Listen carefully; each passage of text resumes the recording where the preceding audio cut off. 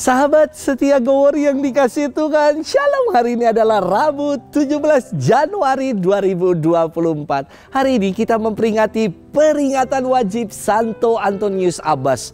Beda, bukan Antonius Padua. Hari ini adalah Antonius Abbas. Antonius dilahirkan pada tahun 251 di dusun kecil Mesir. Ketika berusia 20 tahun, orang tuanya meninggal dan mewariskan harta yang begitu besar. Dalam doanya, Antonius mendengar suara yang mengatakan, "Pergilah, jualah apa yang kau miliki dan berikanlah itu kepada orang-orang miskin, maka engkau akan beroleh harta di surga."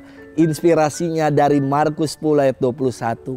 Antonius mengikuti suara itu sebagai sapaan pribadi Tuhan. Ia jual seluruh harta miliknya dan menyisakan sedikit untuk menunjang hidup bersama dengan adiknya. Antonius membagi-bagikan hartanya kepada orang yang membutuhkan.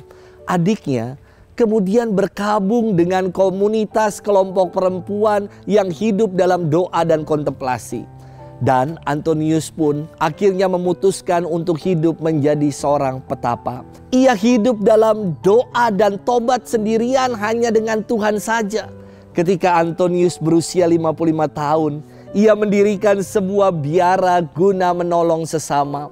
Banyak orang yang mendengar tentang Antonius mohon saran serta nasihat darinya.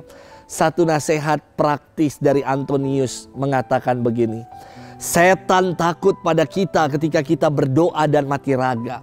Setan juga takut pada kita ketika kita rendah hati dan lemah lembut. Dan terutama setan akan lari terbirit-birit ketika kita mencintai Yesus. Ia akan lari ketika kita membuat tanda salib." Istimewa sekali. Jadi jangan takut sama setan ya. Santo Antonius wafat setelah ia melewati hidup yang panjang. Ia wafat pada tahun 356 di usianya yang ke-105 tahun. Hari ini kita akan bersama-sama merenungkan firman Tuhan yang diambil dari Injil Markus 3 ayat 1 sampai dengan 6. Mari kita siapkan hati kita. Haleluya, haleluya, haleluya. Yesus memberitakan Injil kerajaan Allah dan menyembuhkan semua orang sakit. Haleluya, haleluya, haleluya. Tuhan bersamamu dan bersama rohmu. Inilah Injil suci menurut Markus. Dimuliakanlah Tuhan. Pada suatu hari Sabat, Yesus masuk ke rumah ibadat. Di situ ada seorang yang mati sebelah tangannya. Orang-orang Farisi mengamat-amati Yesus kalau-kalau ia menyembuhkan orang itu pada hari Sabat, supaya mereka dapat mempersalahkan dia. Kata Yesus kepada orang yang mati sebelah tangannya itu, "Mari, berdirilah di tengah." Kemudian Yesus berkata kepada mereka, "Manakah yang diperbolehkan pada hari Sabat? Berbuat baik atau berbuat jahat? Menyelamatkan nyawa orang atau membunuh orang?" Tetapi mereka itu diam saja. Yesus jengkel karena kedegilan mereka. Dengan marah ia memandang sekeliling lalu berkata kepada orang tadi, "Ulurkanlah tanganmu." Ia pun mengulurkan tangannya dan sembuhlah seketika itu. Lalu keluarlah orang-orang Farisi dan segera bersekongkol dengan orang-orang Herodian untuk membunuh Yesus. Demikianlah sabda Tuhan. Terpujilah Kristus. Sahabat setia Gowor yang dikasih Tuhan, Shalom. Ada program acara di televisi judulnya Main Hakim Sendiri. Wah, yang jadi hakimnya Desta, jaksanya Rigen, dan penuntutnya Indra Jegel.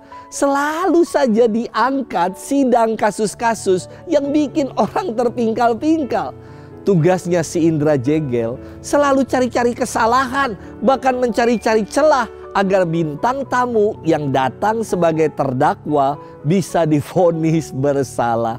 Sahabat setia Gowor yang dikasihi Tuhan, mentalitas jaksa penuntut tampil dari orang-orang Farisi. Mereka mencari-cari, mengamat-amati gerak-gerik Yesus dan berupaya untuk mempersalahkan diri Yesus. Padahal coba kita lihat, yang Yesus lakukan kan adalah mewartakan kebenaran, menebarkan kebaikan, menyembuhkan orang yang mati sebelah tangannya. Namun bagi orang-orang Farisi yang selalu merasa diri yang paling benar, apapun yang Yesus buat adalah salah.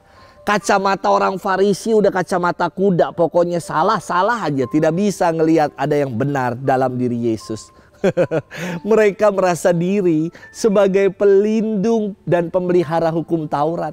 Padahal yang mereka buat adalah kemunafikan dan kejahatan, namun berlindung di bawah payung hukum tanpa takut. Yesus meminta orang yang mati sebelah tangannya itu untuk berdiri di tengah-tengah mereka. Dan kepada mereka semua Yesus berkata, manakah yang diperbolehkan pada hari Sabat, berbuat baik atau berbuat jahat, menyelamatkan nyawa orang atau membunuh orang? Dan khalayak ramai, mereka semua diam, malah bersekongkol untuk membunuh Yesus. Sahabat setia Gowori yang dikasihi Tuhan, ada saja tanggapan dan pandangan miring walau kita sudah melakukan yang baik. Namun jangan kita terlena dengan pandangan-pandangan itu dan malah membalas mereka dengan hal-hal buruk. Justru seharusnya kita tetap setia berbuat baik, mengasihi, bahkan mendoakan mereka walaupun terkadang tidak mudah. Yesus sendiri memberikan teladan itu untuk kita.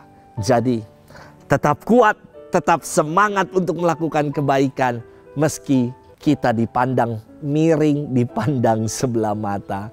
Pertanyaan untuk kita renungkan, sudahkah aku berbuat baik hari ini? Selamat bermenung dan Tuhan memberkati kita selalu. Dalam nama Bapa dan Putra dan Roh Kudus. Amin.